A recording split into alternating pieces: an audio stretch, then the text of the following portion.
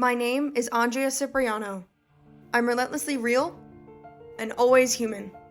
Hey guys, welcome back to The Crime Sheet. I'm Andrea, and in today's video, we're going to talk about the unsolved murder of Karen Bodine. And here to help me share that story authentically is Karen's oldest daughter, Karlee. I've been wanting to come on and talk about this case for a long time. I actually learned about it back in 2019 when CrimeCon did their first ever crowdsolve event.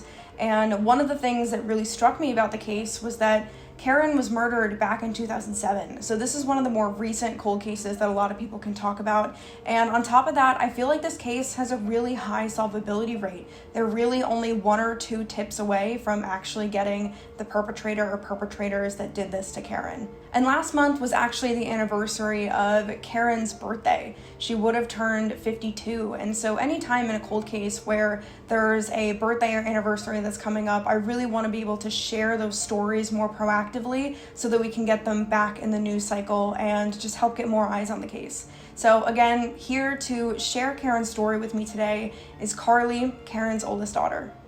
In my interview with Karlee, we worked to set the record straight and help Karen reclaim her identity as a loving mother. Really, this was an identity that was taken from her back in 2007 when the media first started to cover the story.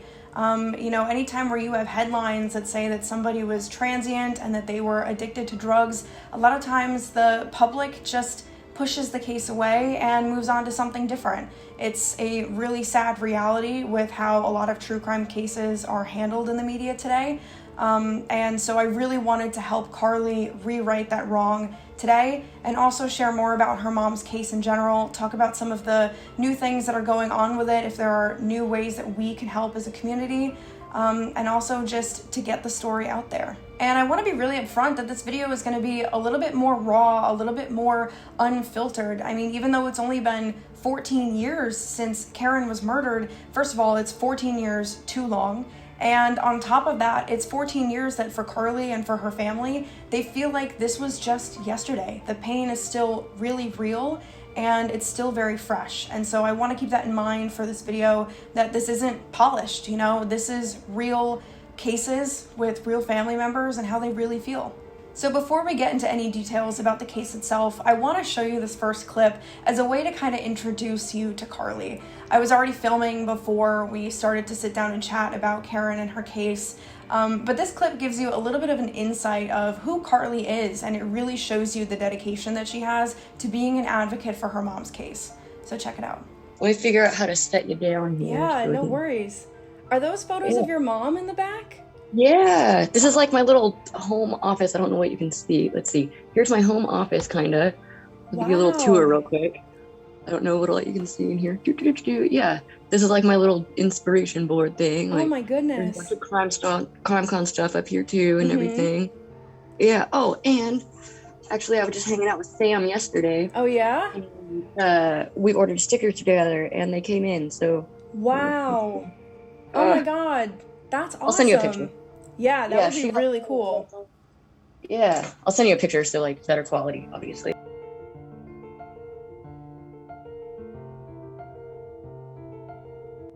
This is on the back of my chair. This was made for the honkin' wave. It's the honkin' wave. There we go. Wow. It's a t-shirt for my mom, and Sam has one too for her mom. Oh, awesome. That's the image of the billboard, right? Yep, it sure is. Very cool. Yeah. Not only is Karlee's dedication really evident in the t-shirts and the stickers and the billboards that she's doing to work on for her mom's case, but she's actively working with other people in the true crime community to help get their cases out too. Sadly, I think I found my path kind of. I liked true crime before anything ever happened to my mom. My mom and I would watch cops and murder shows and stuff together, So would my grandma. It's just stuff we do. But after my mom and after crowdsolve, I got a lot more active in the community. It's me that put the honkin' wave together for Sam. Sam helped plan it, of course, but it was my idea. I helped her get the Facebook page out there. And we're both, we kind of teamed up, but I've also talked with Logan Schindelman's family, and I've talked with another one, Matthew Anfelt. I'm doing honkin' waves for them, because they're other local missing boys. And I feel like it'll get word out for them because they didn't get the proper media coverage originally, just like my mom. And it's another opportunity to throw my mom's face out there too while we're doing theirs. Like, I'll have my little cardboard cutout of my mom, you know. Karlee and her siblings, Taylor and Tanner, talked extensively about how Karen had such a boisterous laugh and she was such a fashionista, and I wanted to bring some of those elements back into this video as well so that you could learn more about who Karen was. And she loved music. Like, I was driving her home one day, and I like to listen to like the local rock stations and alternative rock, you know, stuff like that. And I was in high school and I was driving her home one day, and Green Day was on the radio, and she turned the song up and started singing along. I looked at her, I was like, my mom's cooler than I thought. She likes Green Day. Like, I didn't know that. So, I mean, I knew she liked, you know, like Nirvana and, you know, the older, like Michael Jackson. I remember as a kid, actually, with the old fashioned TVs that my grandma had, you know, the old like 70s one with like the ornate box and you have to go up to change the channel. My mom would be like, go change it to this channel. And I would, and it would be Michael Jackson with the Thriller video on. Like, oh my God. Yeah, way back in the day. Yeah. That's awesome. Yeah. And, you know, I also remember a lot from Crowd Self as well, like talking about how she was like super fashion forward and she always loved to dress you guys up. You know, if you want to talk about that too. Yeah, I don't think I have other pictures on my phone that aren't on my wall, but there's some photos of me, like, even when I'm a small child, like 2 or 3 or something. And if you look closely, my nails are done, and I've got blush on, and I've got lipstick on, I've got a little bow in my hair. Like, my mom always did us up to the nines, like, but it was fun too. I loved going through her purse and finding gum and new lip gloss. And I think, looking back on it now, I think she probably did that on purpose, like put a new gum or lip gloss in there for me to find. So I was always so excited, and there's always new ones in there when I happen to look. Like, as a kid, you don't, you know, think about that stuff. But now I'm like, I think she did that on purpose. So that's like, you know, a fun memory. I remember a lot of Crowd Solve also the conversation around, you know, your mom always put you and your siblings first. And just the unconditional love that she had for you guys, you know, despite her lifelong battle with addiction. I think that that's something that's really important that I would want to touch on, because I feel like the media, a lot of times you can say that people believe you can't be both. You can't be a good mom and also struggle with mental illness, or you can't be a good mom and also struggle with addiction. So if you want to talk about that, you know, I think that would be really great. Yeah, no, absolutely, because I completely agree with that statement. Like, the media portrays it where you're either a good mom or you're an addict. You can't be both. And let me guarantee you, my mother was. I've seen it. Like, she, even in her throes of addiction or at her most sober, she was the best mom ever. Like, we came first. It didn't matter if she had to walk in the rain for 6 or 8 or 10 miles to get to a basketball game or a sporting event or, you know, a school event. She would somehow find a way there, sober or not sober. Like, we came first. Like, she made that abundantly clear up until the very end. So the stigma of mental illness and addiction really followed Karen's case from the beginning. When it was originally reported that she was transient, that she was seen with a rough crowd that weekend, and that her family didn't know where she was, it was really easy for the public and for law enforcement to kind of lose that fire in wanting to help solve the case. And it also doesn't help that the original lead detective on the case was about to retire, but he took it on anyway without letting somebody else younger and who was going to be staying with the police department take over first. So there were a couple problems with how the media handled the case and also how law enforcement did. Yeah, the initial news reports stated that my mother was transient and homeless at the time. And no offense or anything to anyone that is, because they are still people and they deserve just as much respect and everything, you know, given to every other human being. So I want to make sure that's clarified. But at the same time, I want my mother's story to be true and correct. She was not transient and homeless at the time. She had been living with us up until she lived with her boyfriend, and she lived with her boyfriend for a long period of time. And then that Friday, January 19th, there was a disturbance with her and the boyfriend, and she was asked to leave because she was passionate, you know, for, you know, better or worse. And so she was the more emotional one at that point, and so she was asked to leave. And the original articles didn't even consult the family before printing. So, I mean, we were appalled when we saw what was printed. We're like, that is so not accurate. So, and that's what sucked is, unfortunately, the media, or the public follows the media. And so, oh, hi, Odie, you can come in, I guess. Come on, Boo, hurry up. Sorry, my dog's coming in. And so, the public portrays, or the media, or the public follows the media. And so they portrayed her not very well. And so the public just shrugged it off like they didn't care. People didn't care about suffering people and mental illness and addiction. It wasn't as talked about as it is even now. I think there's a lot of reasons it wasn't portrayed correctly, or it wasn't investigated correctly. I think partly had to do with the media, partly had to do with it wasn't just the media, it was the police that saw her. I'm sorry, but as a nobody, I mean, who's going to get the promotion for solving this case? Who's going to get the pat on the back for solving this case? They're not going to get anything. So now let's get into the days talking about what happened leading up to Karen's murder. And so this is the part of the timeline where detectives now are currently stuck and are still trying to work through in order to help generate new leads to help solve the case. And she showed up down the street at her mutual friend's house, a bandmate of her boyfriend's. She showed up down the street at Jim Hunt's house, and then she stayed there that weekend. And then she was found, I believe, Monday morning. Yeah, she was found Monday morning, so she was killed either Sunday night or Monday morning. So, I mean, we know she was there all weekend. So from Friday till Sunday, Monday-ish, she was alive in that home. And, one thing I also remember talking about at CrowdSolve was that there was a wellness check, I think, performed. At what point in the weekend did that, fall in the timeline? It could have been Sunday, but I think it was Saturday.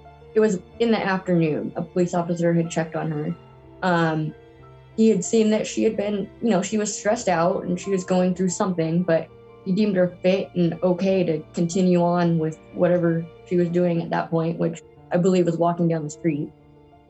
And so he seemed, she was no threat to herself or anyone else or anything. She was just distraught. So he legally couldn't really do anything. Building off of what Karlee said, the tail end of the timeline is really where investigators have gotten stuck. We know that Karen was briefly seen at her mutual friend's house, or other witnesses can attest to that. But in the same breath, that was a rough crowd that she was with in that weekend, and many of them don't have the clearest memories, so there are still gaps within the documented timeline. And without people coming forward, that makes the case more difficult to solve.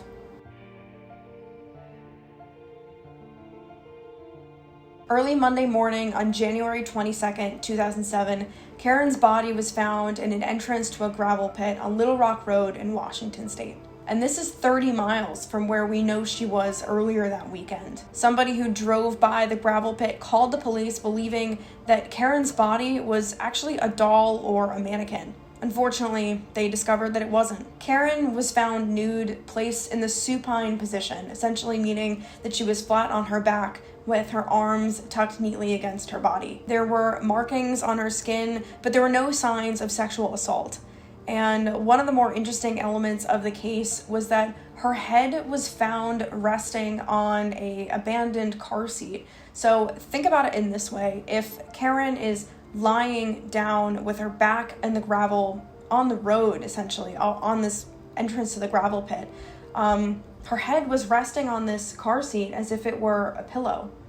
Investigators also found something around her neck, which news reports call it a simple ligature, and toxicology came back and says that there were small amounts of drugs in her system. A witness later came forward and said that they saw a Datsun truck or car that was parked outside by the entrance to the gravel pit, and authorities took down that note, but the car still hasn't been identified, and whoever was driving it hasn't been identified either. We're going to talk about the car a little bit later on in this video with Karlee, but for now, I want to start the conversation off by talking about the geographic profiling of this case because it can tell us a lot about the perpetrator.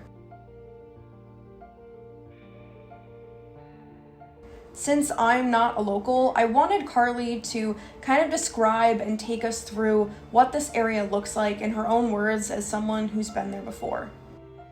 The road going out to where my mom was found is not like a freeway or anything like that. It's like a backcountry road.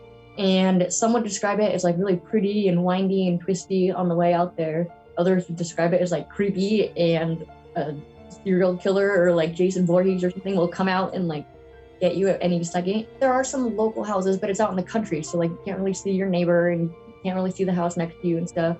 So there are some local houses, but not too many. My grandparents actually drove past the body on the way down because they had a house to show down in Rochester, and my grandma hates the freeway, and she told my grandpa to take, quote unquote, the old way. And my grandpa, without knowing what he was driving by, and he used to be an old firefighter and commissioner and stuff, just drove by the cops and all that stuff, didn't really get a good look, didn't know what he was looking at, and told my grandma, it's bad, it's really bad. And my grandma was like, we need to pray for that family. In the little gravel area, it's known for dumping poached deer carcasses or other poached animals, for like stolen cars or cars that are abandoned or whatever, or just other garbage. And like I think teenage like hangouts where they'll go drink beer and party, because I'll when I go visit, I always pick up beer cans and cigarette butts and everything. It's like, oh, come on, you guys, there's a cross right there. So that's really frustrating.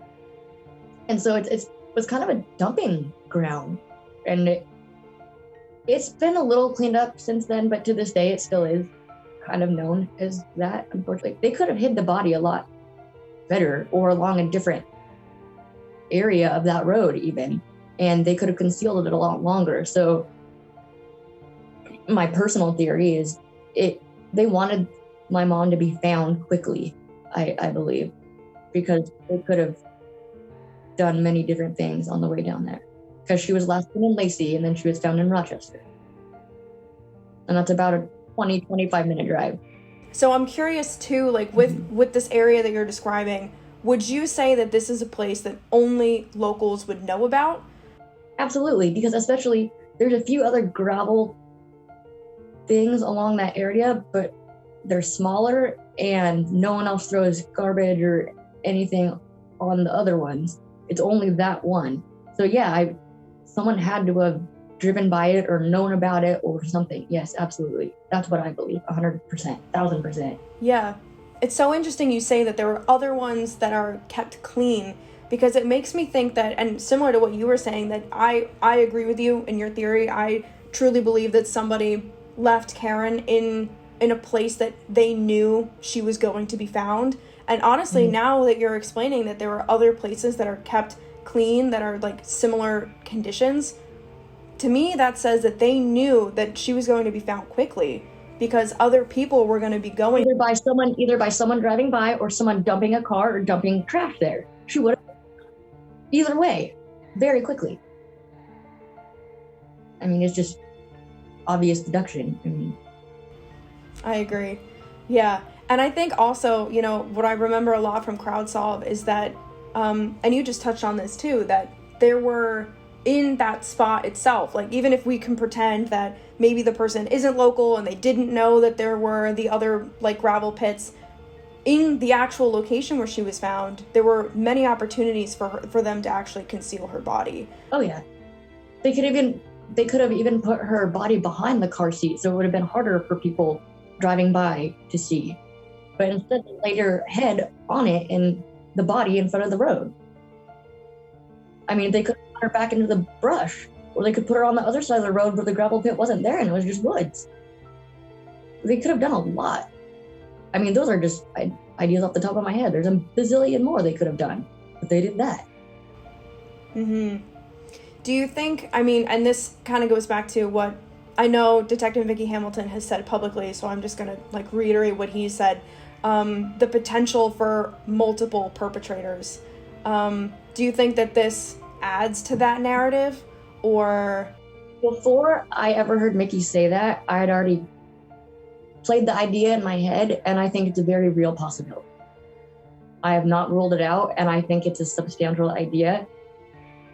and it's highly likely that more than one person was involved in either the killing or the cleanup. And I truly believe that.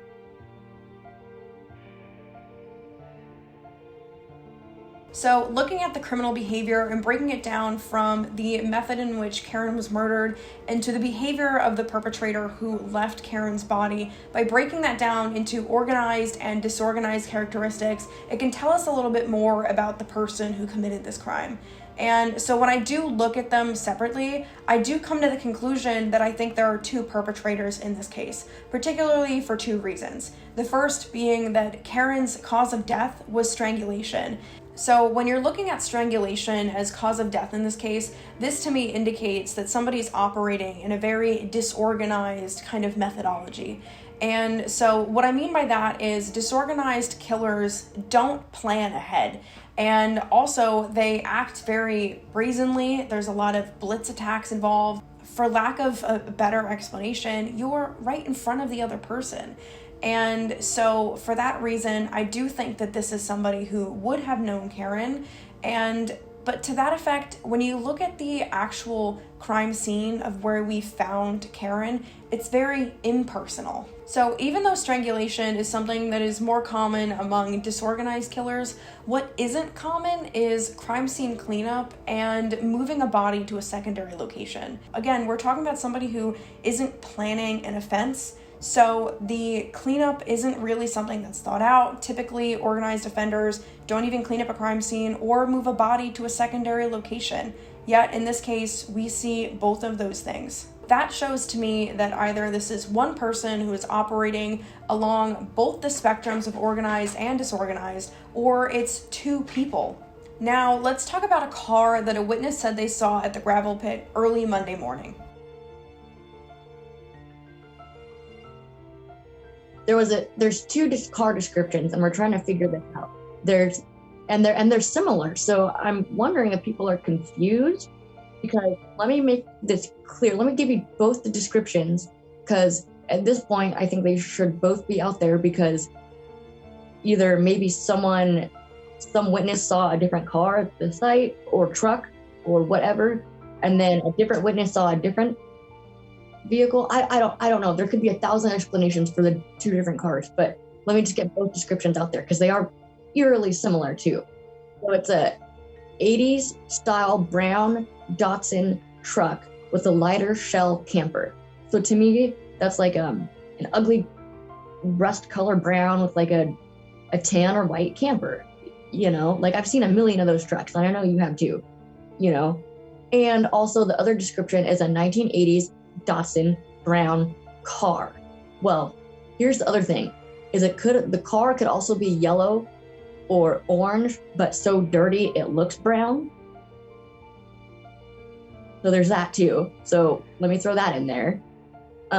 So we're looking for either a 1980s Datsun car or a 1980s Datsun pickup.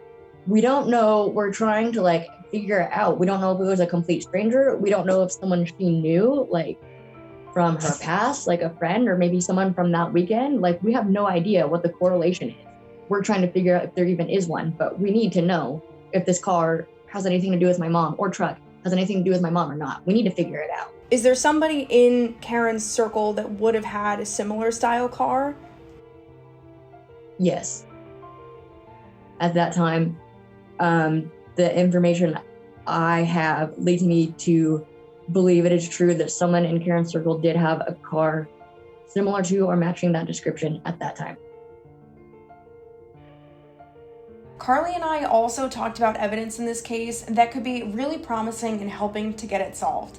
Detectives pulled several DNA samples from the crime scene that they believe could help identify who is responsible for Karen's death. One sample in particular is a tangled mess of different DNA profiles, and so the DNA right now is waiting in a state crime lab to first get detangled, and then of course to be tested to see if it matches anybody in the system. Hopefully, this will tell us who is involved in the case and give current investigators a reason to push the case forward.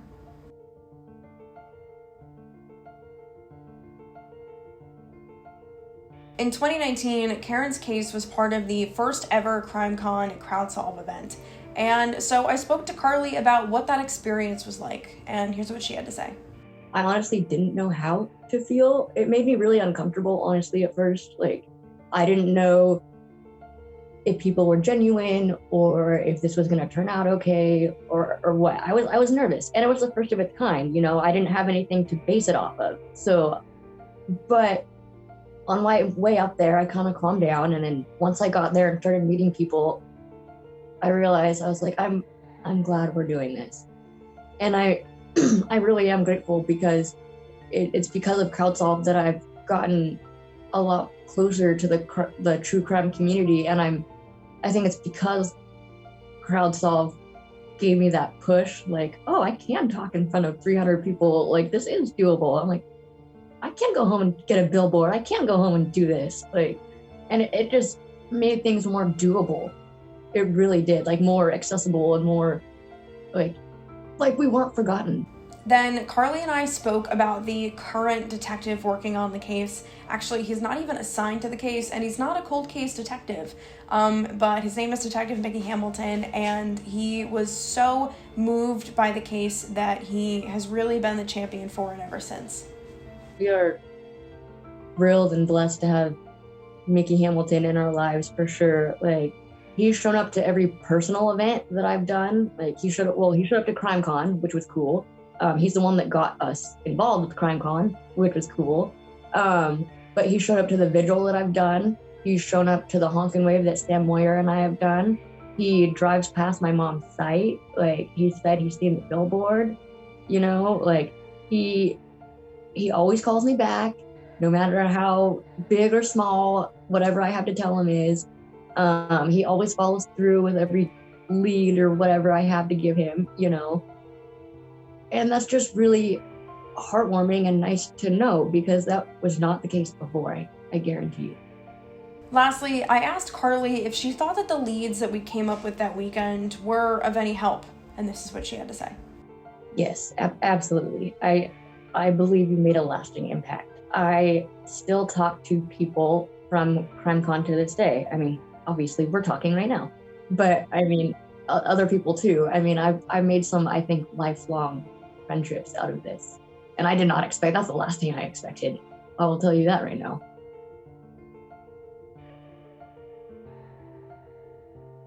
My mom, Karen Bodine's Facebook page is Justice for Karen Bodine, my mother's unsolved homicide. I still believe in that. Like, yes, I'm not changing that name. That's why that name is still there. And my sister helped create that page as well. But I don't believe in justice. I don't think there will ever be justice for Karen. I don't care if the killer's caught or not caught, or killers. I don't know if there's one or multiple. If you're caught or never caught, there will never be justice. Where's Karen for the last 14 years, for the last 14 birthdays, for the last 14 holidays, for the last everything? You know, there's never going to be justice. There can be closure and moving on and moving forward, but no.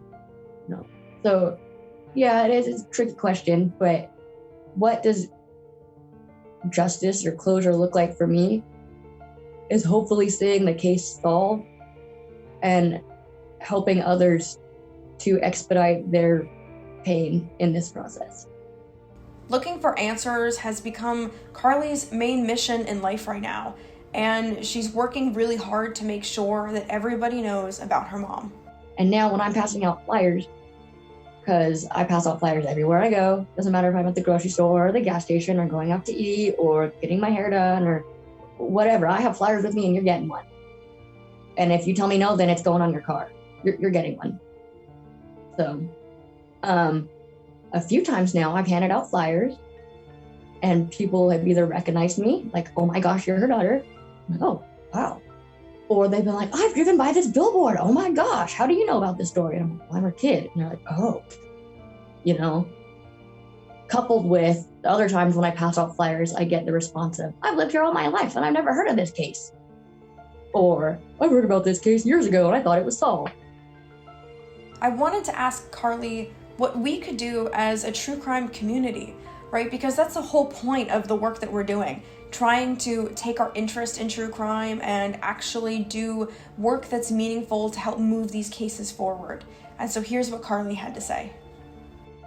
I think there's two main things that can be done.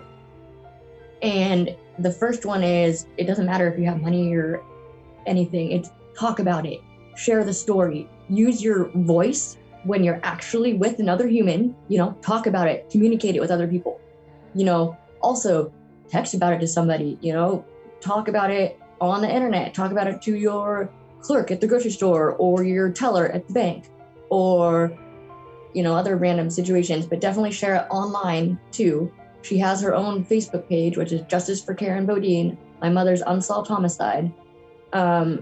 Share that, and then share it again and tell other people to share it too. Liking it or whatever does nothing. I don't care if you like it or it makes you cry or whatever. I don't care. I need you to share it and get the story out there. That's what needs to be done. We need people to know that someone or someone's killed her, and that person or persons is still out here. No one cares that there's murderers walking around.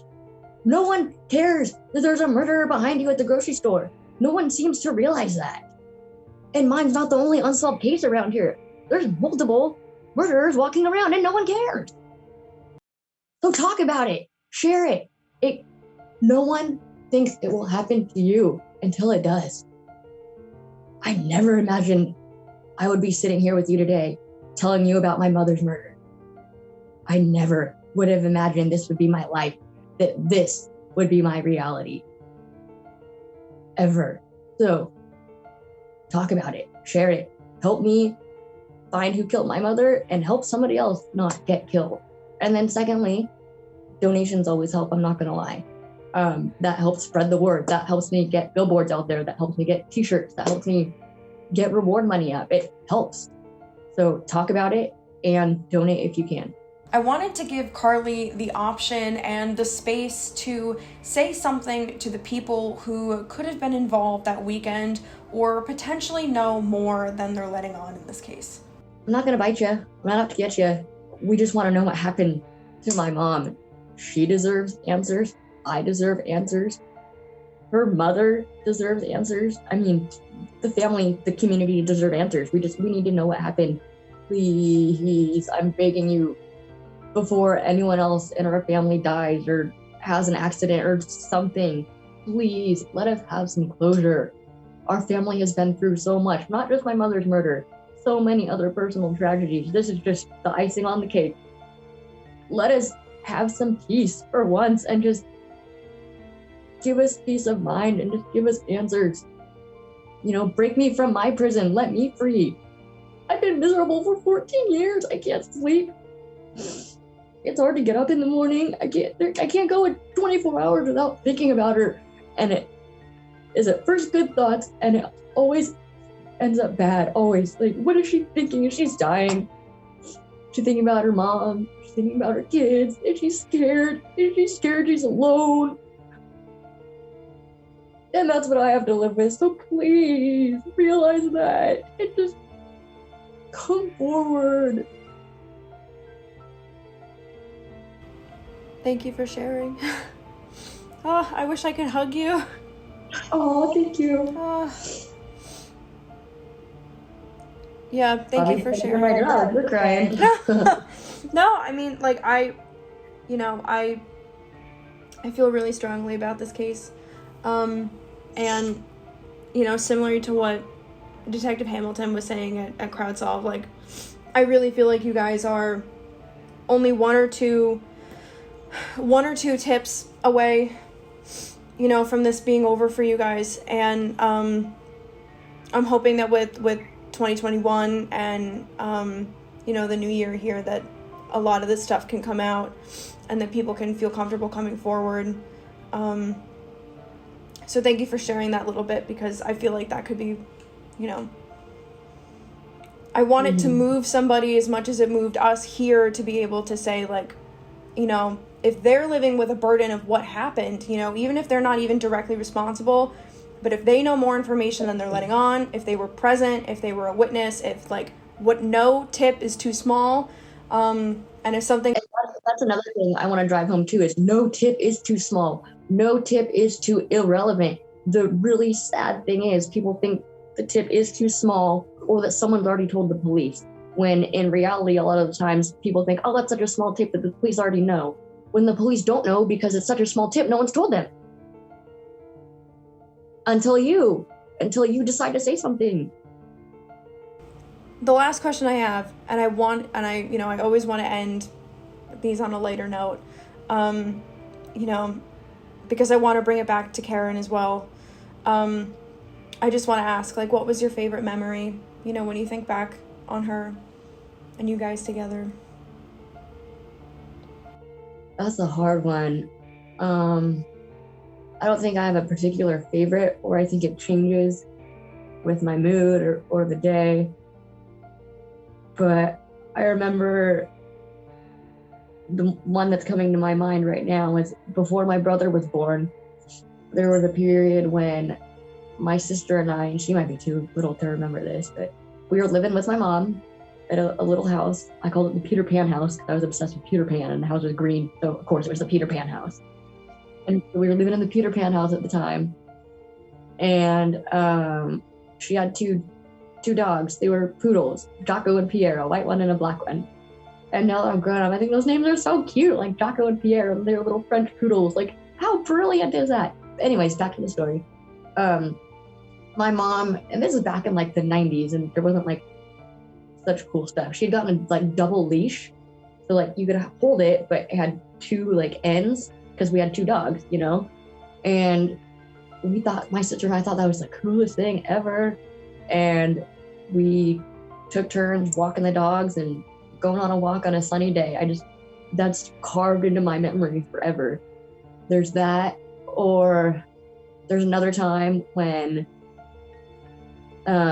Taylor will share the memory differently because I think she ends up crying because she got jealous. But I remember we were all out in the yard and we were all playing soccer, and that was fun with my mom and brother and sister, and we were all in the big field out at my grandparents' house just kicking the ball around, and it was summertime, and it was right about dusk, and it was chilly but not cold yet, and like you could smell the cut grass, you can hear the laughter, and it's just,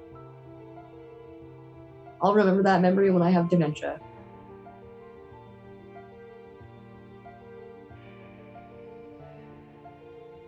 Thank you guys so much for watching. I hope you're able to learn more about Karen Bodine's case and are able to walk away from this with a few more call to actions. And so just to reiterate what Karlee said, please, if you can, share the video, share the flyer, talk about Karen's case. Just make sure that it's circling in the media, that more people are talking about it, because that will help get more eyes on the case and push the case forward. I'm gonna link where you're able to make donations to Karlee. All of the proceeds go to Honkin' Waves, to billboards, to funding the reward fund. That money doesn't go to Karlee, it goes to help solving Karen's case. Of course, as always, I'm also going to include a phone number and an email that you can reach out to if you have more information about the unsolved murder of Karen Bodine. So I don't want the conversation about Karen's case to end at the end of this video, so I want to know more in the comments. What do you guys think about the multiple perpetrator theory? And if you were investigating this case right now, what's one thing that you would reinvestigate or put more emphasis on? I'm looking forward to reading your comments, and as always, thank you again for watching, and I'll see you soon.